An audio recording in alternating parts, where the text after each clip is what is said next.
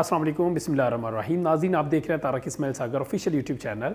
मैं हूं प्रोफेसर हाफिज़ खुर्रम इकबाल, यूनिवर्सिटी ऑफ सियालकोट के आईआर डिपार्टमेंट से और गिफ्ट यूनिवर्सिटी के पॉलिटिकल साइंस डिपार्टमेंट से। मैं पीएचडी स्कॉलर हूं। आपके सामने आज जिन अहम तरीन मौज़ूआत पे गुफ्तगू करनी है वो एक तो तालिबान के हवाले से हैं, दूसरे नंबर पे इंडिया के हवाले से हैं और तीसरे नंबर पे हमारे पाकिस्तान के हवाले से हैं। फ़र्स्ट ऑफ़ ऑल अगर बात की जाए पाकिस्तान के हवाले से, तो पाकिस्तान में आर्मी चीफ़ की तब्दीली इस वक्त हो चुकी है, लेकिन बड़े अफसोस से कहना पड़ता है कि हमारे कुछ ऐसे सोशल मीडिया एक्टिविस्ट और ख़ास तौर पे जिनका ताल्लुक़ पाकिस्तान तहरीक इंसाफ से है, इमरान खान की पॉलिटिकल पार्टी से है, उन लोगों ने खूब लान तान की है जनरल बाजवा के ख़िलाफ़ और यकीन माने ऐसे ऐसे ट्रेंड्स चलाए हैं और इस तरह की ज़ुबान इस्तेमाल की है जनरल साहब के ख़िलाफ़ कि शर्म से सर झुक जाता है कि हमारे पाकिस्तान की फ़ौज के सिपा सलार हैं, 6 साल उन्होंने अपनी खिदमात यहाँ पर सर अंजाम दी हैं और वही जनरल साहब जो 5 महीने पहले फरिश्ता थे और जब इनकी हुकूमत गई है तो उन्हीं जनरल साहब को इन्होंने शैतान से भी बदतर लोगों के सामने उनका इमेज पेश किया है।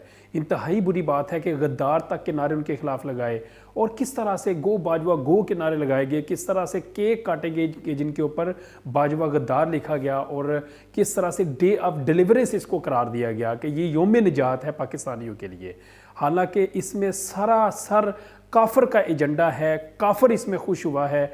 इसमें हज़रत अली का वो कौल ज़रूर मैं शामिल करूँगा कि जिसके ऊपर एहसान करो उसके शर से बचो, कि अगर इसी जनरल बाजवा ने जब इनके ऊपर एहसानात की बुछाड़ की तो तब यही जनरल साहब बड़े आला मुकाम पे फायज थे, लेकिन जब इन्होंने न्यूट्रल होने का एक उंदिया दिया तो साथ ही फिर ये गद्दार भी हो गए और कौम के सबसे बड़े मुजरम ठहरे। बहरहाल तारीख़ कभी इन लोगों को माफ़ नहीं करेगी कि जो अपने इन फ़ौजी जर्नैलों के ख़िलाफ़ इस तरह की ज़ुबान इस्तेमाल करते हैं। हम तो वाज़ेह तौर पे कहते हैं, देखो हमें भी बड़ी इस हवाले से लान तान वसूल होती है, लेकिन क्या करें, जब आप हमारी पाकिस्तान फ़ौज के ख़िलाफ़ इस तरह की बात करेंगे तो फ़ौज हमारी रेड लाइन है, हम उसके हवाले से कभी कंप्रोमाइज़ नहीं करेंगे, चाहे इसके लिए आप जितनी मर्ज़ी गालम गलोच हमारे ख़िलाफ़ भी करें।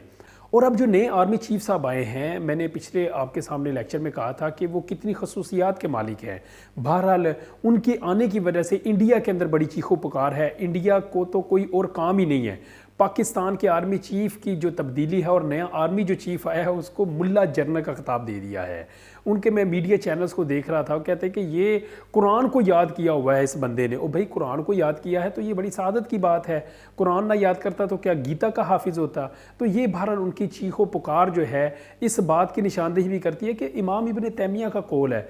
आप फरमाते हैं कि अगर आपने ये देखना हो कि कौन सा ग्रोह, कौन सा तबका, कौन सा ग्रुप हक पर है, तो आप ये देखिए कि कुफर अपने तीरों की बरसात कहाँ पे कर रहा है। तो इस वक्त काफरों के तीरों की बरसात जो है वो पाकिस्तान फ़ौज है।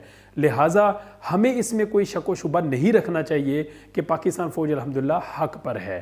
तो एक और मैं आपको बात यहाँ पर यह भी करता चलूँ कि नरेंद्र मोदी ने पिछले दिनों एक तकरीब से खिताब किया और उसने कहा कि जो ममालिक दहशत गर्दी को सपोर्ट कर रहे हैं हमें उन ममालिक का बाइकाट करना होगा। तो यहाँ पे ये भी बड़ा ज़रूरी है कि देखना पड़ेगा कि सबसे बड़ी दहशत गर्दी को सपोर्ट तो इंडिया कर रहा है। इंडिया ने इतने बड़े बड़े गुंडे पैदा किए हैं, दहशतगर्द तंजीमें पैदा की हैं और इस बात का एतराफ़ अभी रिसेंटली उनका जो वज़ीर दाखिला है अमित शाह, उसने अभी बरमला कहा है कि 2001 के अंदर मोदी ने गुजरात और अहमदाबाद के अंदर मुसलमानों का कत्लेआम किया। तो क्या ये दहशतगर्दी नहीं है कि आप जिंदा मुसलमानों को जला डालो? दूसरे नंबर पे आप देख रहे हैं कि जो 23 जून 2021 को जौहर टाउन लाहौर के अंदर धमाका हुआ था, जिसका जो ख़ास टारगेट थे वो प्रोफेसर हाफिज़ सईद थे जो जमात उद दावा के अमीर हैं।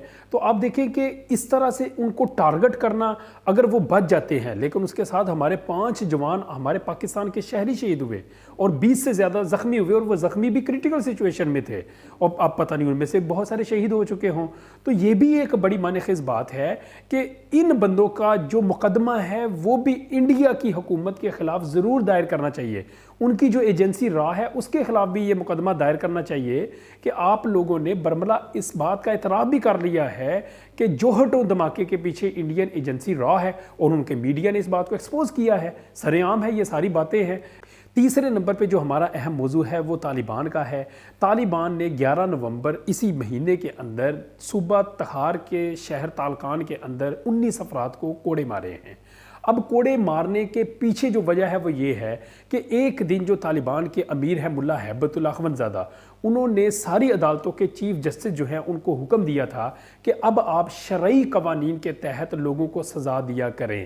تو افغانستان کے صوبہ تہار کے اندر کچھ ایسے افراد کے جو زنا کے اندر ملوث تھے، جو شراب کے اندر ملوث تھے، اور جو ایسی کچھ لڑکیاں تھیں کہ جو گھروں سے بھاگ گئیں، لہٰذا جب ان کو پکڑا گیا تو ان کو پھر سزا دی گئی اور سر عام ان کو 39 کوڑے مارے گئے۔ آپ اندازہ کریں کہ ایک لڑکی کو بھاگنے کی وجہ سے 39 کوڑے پڑے، اور یہ صرف اور صرف پوری دنیا میں مثال ہے افغانستان کی کہ انہوں نے اس کو امپلیمنٹ کیا ہے۔ اس کے بعد میں یہ گارنٹی سے کہتا ہوں کہ افغانستان میں جب تک طالبان کی حکومت ہے ایک بھی آپ کو واقعہ ایسا نظر نہیں آئے گا کہ لڑکی جو ہے وہ گھر سے بھاگ گئی۔ تو اس کے پیچھے ریزن اسلامی احکامات کی امپلیمنٹیشن ہے۔ تو یہ طالبان نے بہت بڑا کام کیا ہے۔ اس وجہ سے امریکہ اور یورپ نے اتنا زیادہ تشویش کا اظہار کیا ہے کہ افغانستان کے اندر ہیومن رائٹس کی وائلیشن ہو گئی ہے۔ بڑے انہوں نے کوشش کی، آپ دیکھو کہ پہلے انہوں نے کہا جی ہم آپ کی امداد بند کر دیں گے، انہوں نے کہا کر دو۔ انہوں نے کہا جی ہم آپ کو بالکل بھی کسی قسم کا تعاون نہیں کریں گے، نہ کرو۔ اس کے ساتھ ساتھ انہوں نے اپنا بجٹ بھی پاس کر لیا، اور وہ بغیر سود کے بجٹ پاس کیا، یہ بھی بہت بڑی اچیومنٹ تھی۔ بہرحال یہ ایک بڑا اہم ایک احسن قدم ہے کہ جو طالبان نے اٹھایا ہے۔ دیکھیں اگر انہوں نے ایک اسلامی افغانستان کی بنیاد رکھی ہے تو وہ اس کے اوپر پورا بھی اتر رہے ہیں۔ اس سے اگلی بات یہ ہے کہ افغانستان کے اندر خوشائند باتیں بھی، اللہ تعالیٰ سب کا حامی و ناصر ہوتا ہے۔ افغانستان کے اندر جو ان کے صوبائی وزیر ہوا بازی ہے، ان کا نام ملا عماد الدین احمدی ہے، انہوں نے کہا، کہتے ہیں کہ اب بہت ساری ایسی انٹرنیشنل کمپنیز ہیں کہ جو افغانستان کے جو ہوائی اڈے ہیں ان کو استعمال کریں گے، یعنی ایئرپورٹس کو وہ یوز کریں گے، افغانستان کے اندر جو ان کے ٹرمینل ہیں وہ یوز کریں گے، جہاز لینڈنگ کے لیے بھی اور وہاں پر جب وہ ٹیک آف کریں گے۔ اب یہ بھی بڑی خوشائند بات ہے کہ جب بھی ایک جہاز وہاں پر آ کے اترے گا تو وہ $700 امریکی طالبان کو دے گا۔ یہ دیکھیں، اور اس میں 80 سے لے کے 100 کمپنیوں نے ان کے ساتھ ابھی ریسنٹلی معاہدہ کیا ہے۔ یہ بھی بڑی خوشائند بات ہے کہ اس سے افغانستان کی جو ان کی جو اکنامیکلی کنڈیشن ہے وہ بہتر ہوگی، اور اس میں کوئی شک نہیں ہے کہ اس سے پھر ان کا امیج بھی دنیا کے اندر بہتر جائے گا۔ ہمارے پاکستان کی جو وزیر مملکت برائے خارجہ امور ہے ہنا ربانی خار، انہوں نے بھی افغانستان کا دورہ کیا ہے، اور بہت سارے شعبوں کے اندر جو انہوں نے ایک تعاون کی پیشکش کی ہے، یہ بھی بڑی سراہنے والی بات ہے۔ اور اس کے علاوہ جو خواتین ہیں، کیونکہ خواتین کی جو ویمن چیمبر آف کامرس ہے وہاں پر بھی ان کا دورہ تھا، اور افغانستان میں انہوں نے طالبان حکام سے بات کی ہے کہ خواتین کو بھی ان شعبوں میں پاکستانی خواتین کے ساتھ مل کے تعاون کرنے پہ اور اپنے آپ کو امپروو کرنے پہ، ڈیولپ کرنے کے لیے آپ ہماری مدد کریں، تو انہوں نے وہاں پر ان کو پازیٹیو سائن دیا ہے۔ دیکھیں وہ خواتین کے کام کرنے کے بالکل بھی خلاف نہیں ہے، لیکن صرف یہ ہے کہ وہ کہتے ہیں کہ شرعی حدود کے اندر رہ کے خواتین کام کریں۔